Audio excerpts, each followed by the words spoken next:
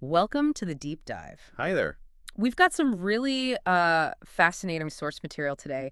It's excerpts from Debbie Herbenick's book, Because It Feels Good, A Woman's Guide to Sexual Pleasure and Satisfaction.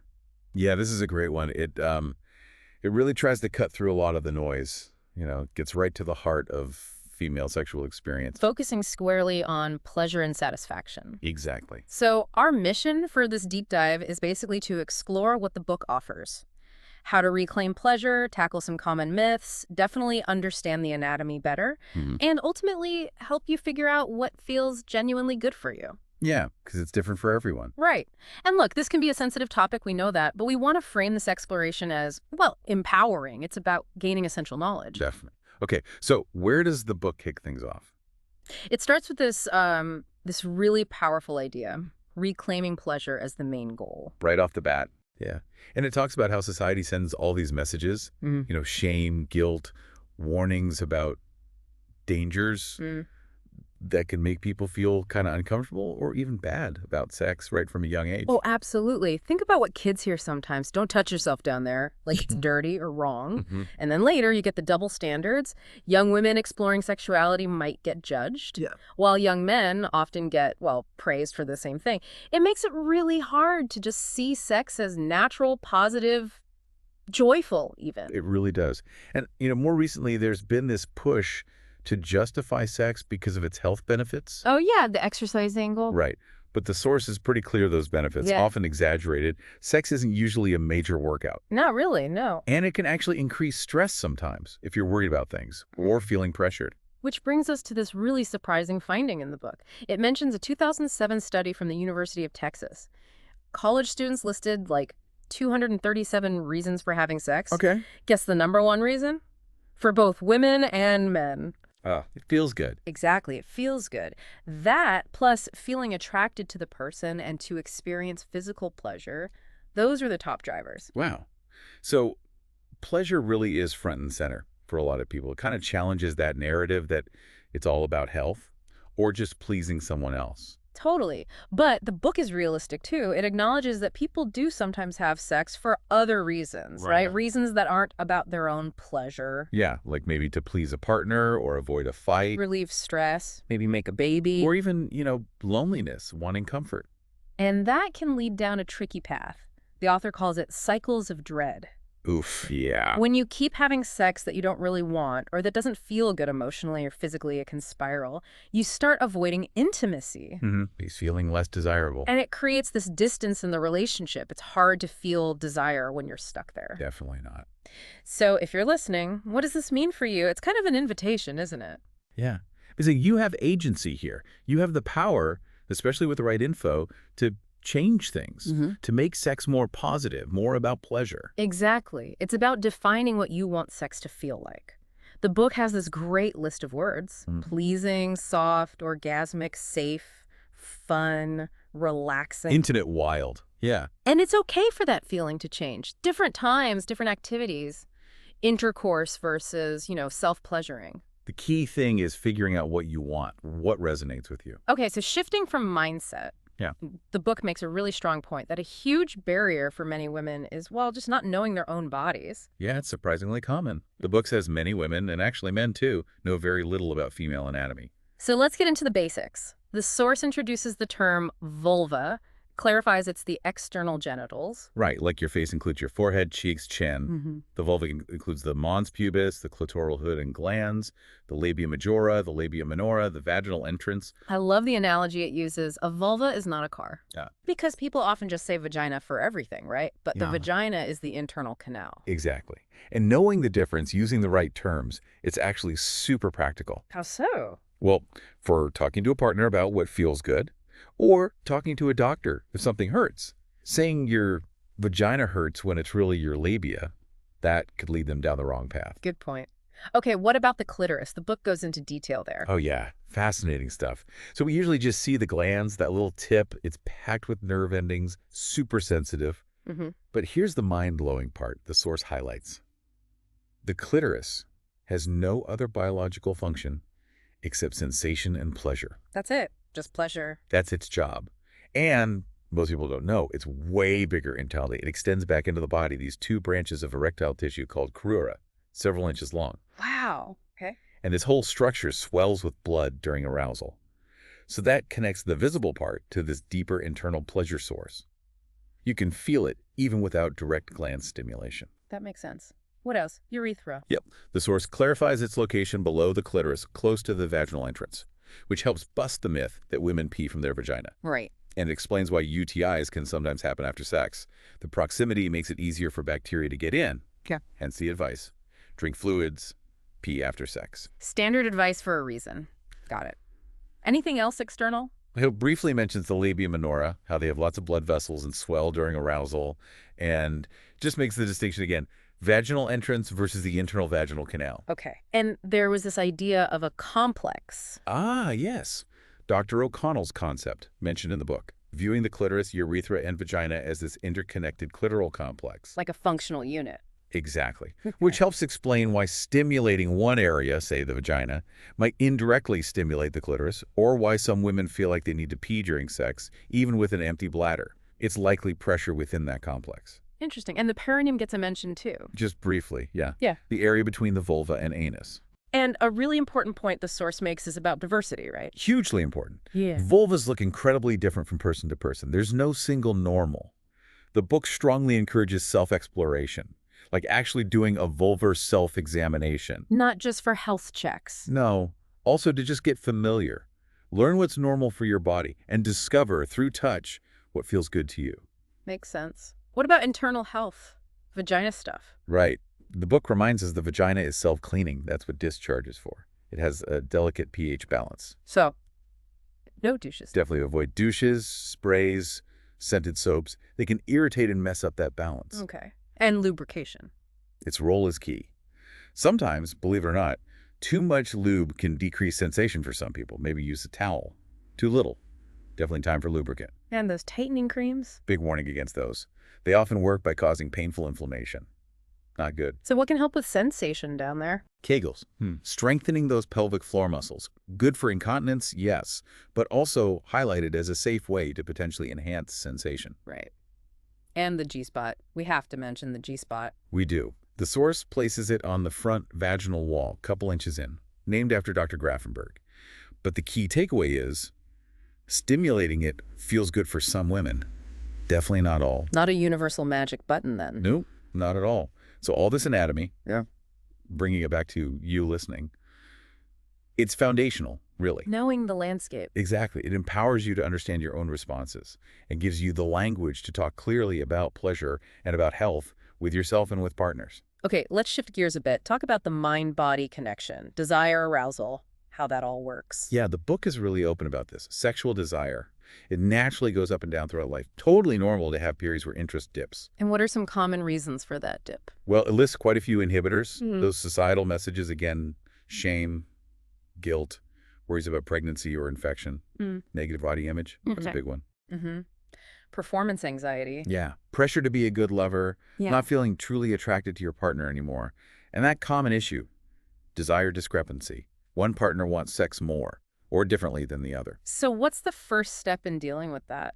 The book really emphasizes challenging those harmful stereotypes, like the good girl thing.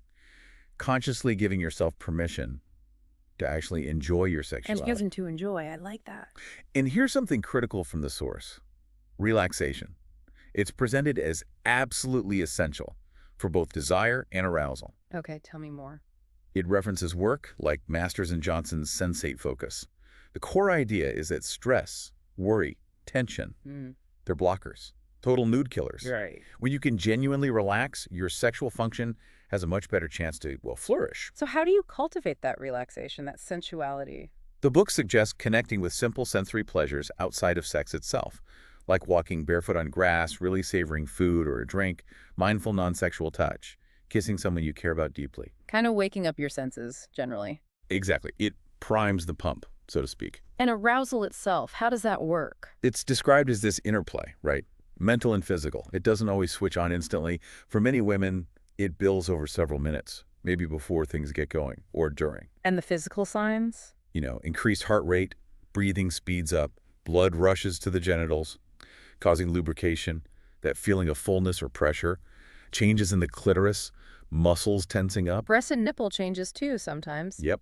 And even that feeling of needing to pee, that can be part of it too, linked back to the pressure in that clitoral complex we talked about. Which really highlights the value of foreplay, doesn't it? Oh, absolutely. Yeah. Spending dedicated time doing things that feel exciting, stimulating before intercourse or whatever the main event is, that helps arousal build. Leads to more natural lubrication. Right.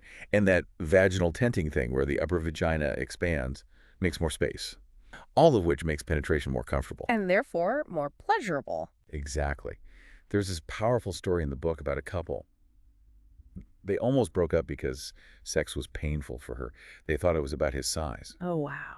But it turned out, with just some basic education about female arousal, needing enough lubrication, they fixed the pain, saved the relationship. That really shows how much simple knowledge can change things. It really does. And here's another fascinating bit about the mind's role. The source mentions research the Hyman and Kufel study.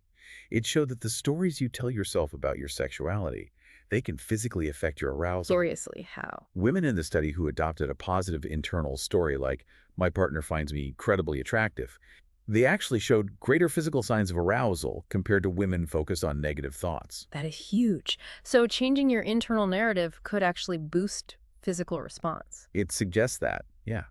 The source encourages you to think about actively writing or choosing a positive story for yourself. Could be a powerful tool. And what about the partner's role in arousal? Big role. The book points out how much it helps when a partner genuinely accepts your body, your responses, noises you make, wetness, how you orgasm, no judgment. Makes it easier to let go, I imagine. Exactly. Makes it easier to get aroused and stay aroused. Communication about this stuff is key because silence or lack of positive feedback, that can be misinterpreted. For sure. So the takeaway here for you listening is mind and body are deeply linked. Profoundly. Focusing on relaxation, embracing sensuality, understanding foreplay, being mindful of your internal story, that can make a massive difference to desire and arousal. Okay, let's move on to orgasm, which can sometimes feel like the ultimate goal or maybe this frustrating mystery. Yeah, and the book is clear. Orgasm experiences are super personal. They can change throughout your life, age, health, relationships, just personal growth. It all plays a part. And what about satisfaction from orgasm? This is a really significant point from the studies mentioned. The satisfaction you get, the pleasure, it's more strongly linked to your psychological experience than just the physical stuff. So feelings, thoughts, the whole context, more important than just the technique. Seems that way. It's like that might be the missing piece for some people. Yeah. Not a physical trick, but something in the mind. Wow. Okay. What about different types of orgasms? Vaginal, clitoral, G-spot? Right. The source addresses that common question. Yeah. Research suggests there might be some actual physiological differences, hormone release, muscle activity, depending on how you're stimulated. Which could explain why some women feel different sensations. Potentially, Right. yeah. Like maybe wave-like versus sharp or electric. But, and this is a big but, Okay. the book strongly reminds us, not all women orgasm. And it's totally normal not to orgasm every time or from every kind of touch. It's not a performance requirement. Absolutely not. Yeah. And another crucial point, orgasm isn't like a skill you learn, like riding a bike, where once you get it, you always have it. It can be elusive sometimes, even if you've experienced it before. Exactly. It can be. Are there things linked to having orgasms more easily? Yeah. The source mentions a few factors. Having less guilt or negativity about sex helps. Addressing certain health issues can make a difference. And interestingly, higher education levels seems linked to more frequent orgasm during masturbation in some studies. What about relationships? Feeling more in love, emotionally close. That's linked to having more satisfying and easy orgasms. Maybe not more frequent, but better quality, easier to reach. Partner acceptance helps too. Definitely. Feeling accepted and that your partner is receptive makes it easier. So what strategies does the book suggest for enhancing orgasmic potential? Several practical things. Exploring your own body, but without pressure. Really prioritizing relaxation. Practicing positive self-talk. Fantasy life. Yep, cultivating a vivid fantasy life. Fantasies can seriously boost arousal, even trigger orgasm for some. Avoiding alcohol is another tip. It impairs physical arousal. And sex toys. Absolutely mention, especially vibrators. Many women find they help reach orgasm quicker or more intensely. The book also recommends another book, Becoming Orgasmic, as a resource. What about female ejaculation? Does it cover that? Touches on it briefly. Notes it's a bit controversial. Involves fluid from the urethra during arousal or orgasm. Research is mixed on what exactly the fluid is. Any practical advice there? Suggests a simple test weight sheet if you're worried about it being urine leakage. But it's framed as something some couples find exciting. Okay. And multiple orgasms. Gets a mention. More common in women than men, who usually have that refractory period. For women, physical arousal tends to fade more slowly, so continued stimulation after a first orgasm is possible.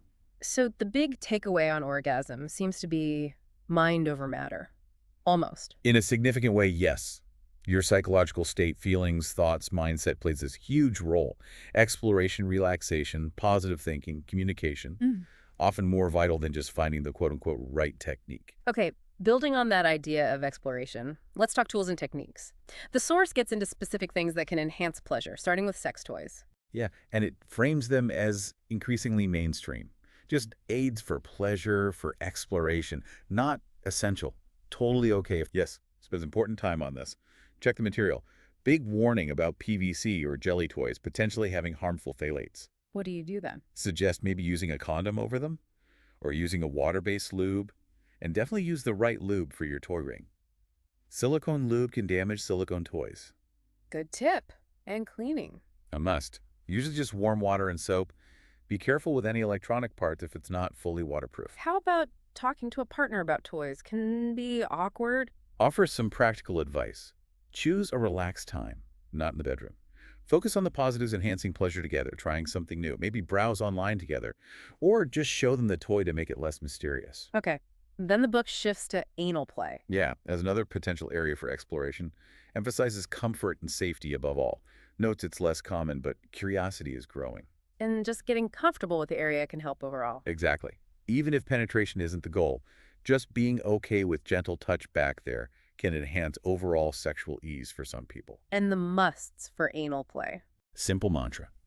Relaxation, lubrication, and communication, RLC. Lubrication is extra important there. Absolutely crucial. The source really stresses that the anus does not self-lubricate like the vagina. You need plenty of lube. So relaxation, lubrication, communication. Got it. Any anatomy notes specific to anal play? Briefly mentions the sphincter muscles, the short anal canal. Notes that practice like gentle, very lubricated finger insertion can help the body relax and potentially accept penetration. And the myth about it always hurting. Addresses that. Says it shouldn't hurt if you follow the R plus L plus C principles. If it's painful, stop. Simple as that. Anal bleaching.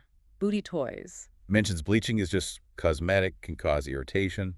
And for butt plugs or other toys, critical safety point, they must have a flared base so they can't get lost inside. Super important. Okay, then it kind of broadens out again. Positions, body exploration. Yeah, circles back to that holistic mind-body approach. Revisits the idea of distractions during sex.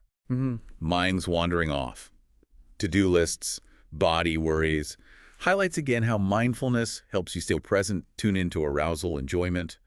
Cites a study where mindfulness was rated the most helpful part of a sex enhancement program. How do you practice it? Briefly describes focusing on sensations, breath, staying in the moment. Kegels come up again too? Yep, squeezing those PC muscles. Hombre. Not just for bladder control.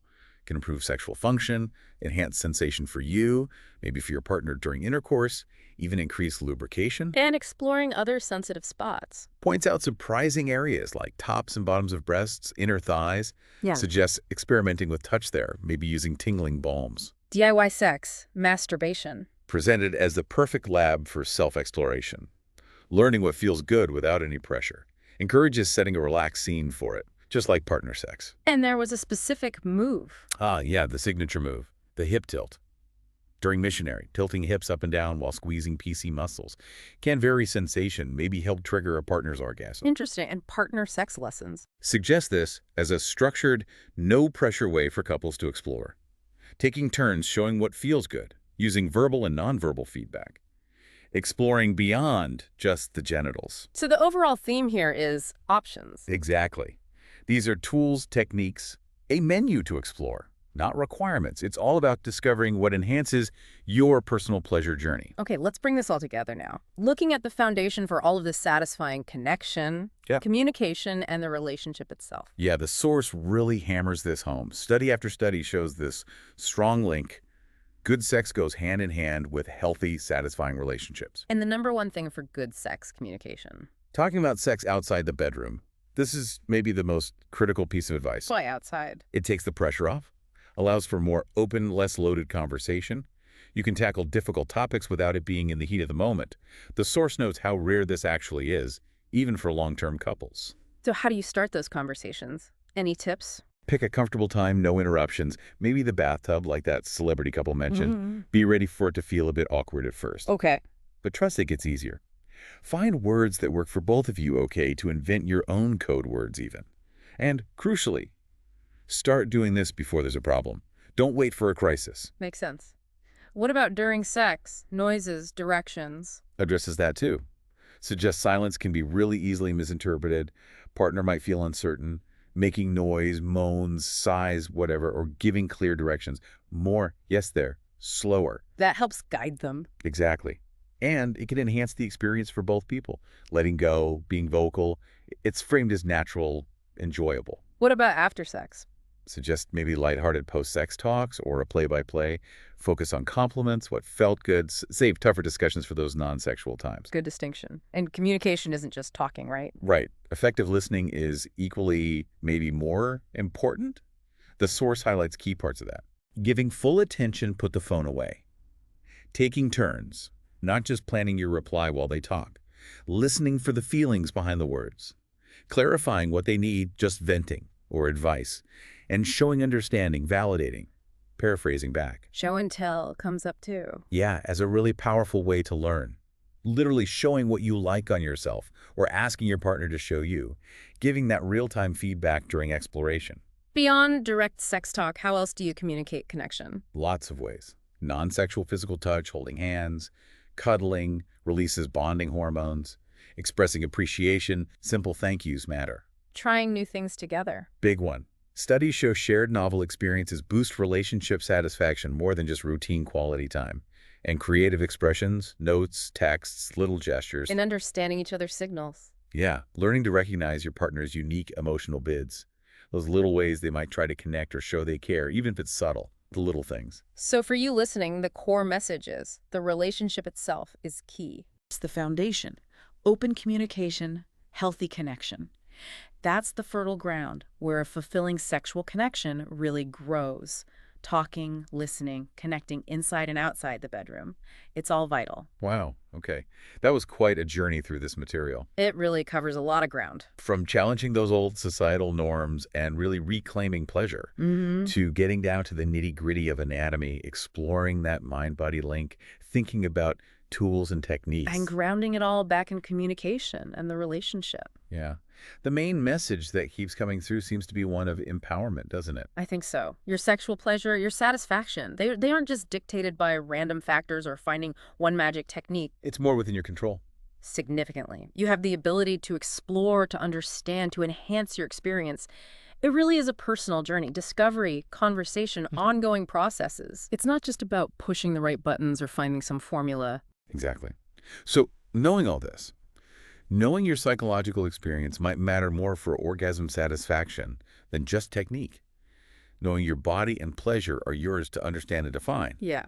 Given all that, where will you choose to start exploring today?